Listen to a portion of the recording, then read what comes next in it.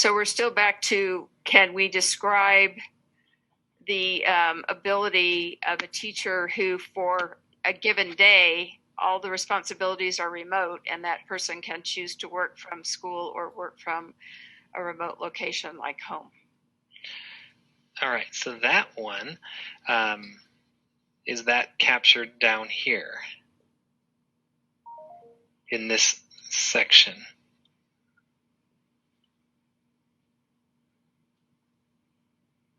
Well, I think it also would be planning and professional development and remote teaching days.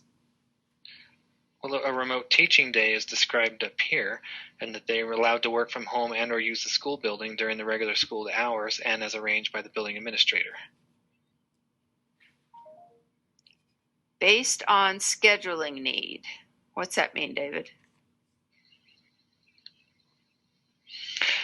So we have some educators who requested in-person assignment and agreed to come to an in-person assignment. And if we assign them to deliver remote instruction based on a scheduling need for the students, but they're not granted a remote work assignment due to the health factors or risk factors, they'll be allowed to work from home and or use a school building during regular school hours.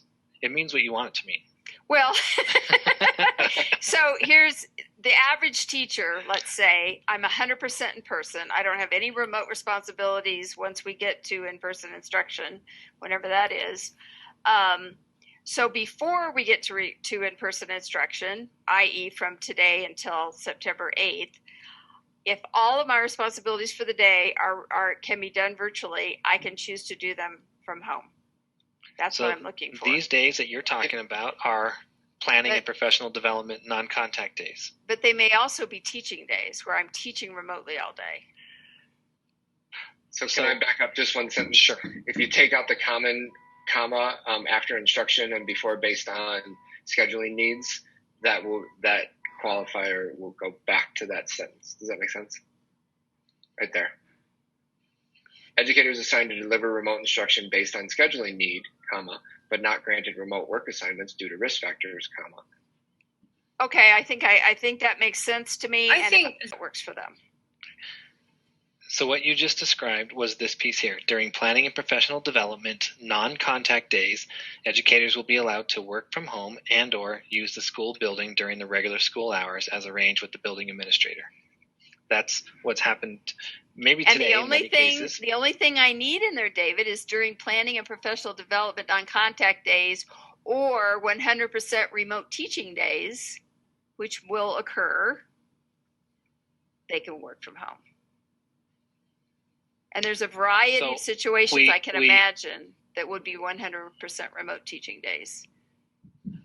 We have remote teachers who teach 100% remote, working remote, qualified to remote, or an option to come in if they are not suffering from a health risk or an underlying health condition. So we've got that one covered as well. And people who are assigned remote but have or full assigned remote even though they don't have health condition, we've given them opportunity to come into the building, but they can work from home. So which one are we missing? I'm having trouble finding the one that we think we're missing. We're missing the fact that for the next 3 weeks, many educators will not need to be in the building to satisfy their duties. And those are the people that I want to be able to work from home. And I think it's fine for their principal to say, you do need to be here tomorrow because we're going to be doing XYZ that requires your physical presence. I had a sentence at one point today that I think would cover that. Educators will not be required to come to the school building to teach remotely, participate in virtual professional development, or other tasks that may be completed virtually, but may choose to do so during regular school hours or as arranged.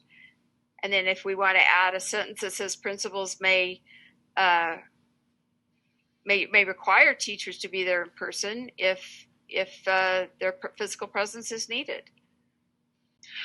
Another area that we starred, two particular related areas, are around work assignment and location. And we clarified tonight that individuals that are assigned to work remote due to some health restrictions or other risk category restrictions, that they would be allowed to work all of their work time from their home environment or not in their school building. We have some educators who did not submit information around a risk category that still may get an assignment for remote work, and those individuals, they're able to do their work from home or from in a school building as arranged by the administrator. We know that there will be times during professional learning and planning that we would allow for educators to work from home. We, of course, are trying to mitigate any contact points in space, place, time, and people by allowing that extended period of days where individuals can work from home. There will be times when educators do need to participate in school functions such as safety training and protocols and orientation of students, but when there are moments of direct instruction that can all be performed from a remote location without any need to be in the building, it is appropriate to do that work from home. The district has been working on clarifying guidance that we should see out to schools as soon as tomorrow, that defines the different categories of employees, remote instructors, remote teachers versus in-person teachers, and the different times and dates and activities that fit in those areas that will clarify this in full. And with that, this description, I believe, does fit the desires of both the association and the district to represent what we want from safe work environments, remote and in-person, for our educators, especially leading up to our September 8th start of in-person instruction. So members of our team tonight, anyone want to add any comment there? I just want to say that after a lot of discussion, and that I believe that we are on the same page, and if there is any individual at a building where they feel there's confusion at their building, they are encouraged to contact JCEA. We will work through that with them. Of course, and the principal would work through as well. I think we've also built pieces into our COVID monitoring committee that would allow for concerns expressed to that group in some form through the reporting form and then carried to that group that might be schedule related. But again, we foresee this being really clarified within the next 24 hours as we share information with our schools. So with that, I think we believe that the language in the tail end of assignment in remote and in person and the beginning portion of meetings and general information does suffice.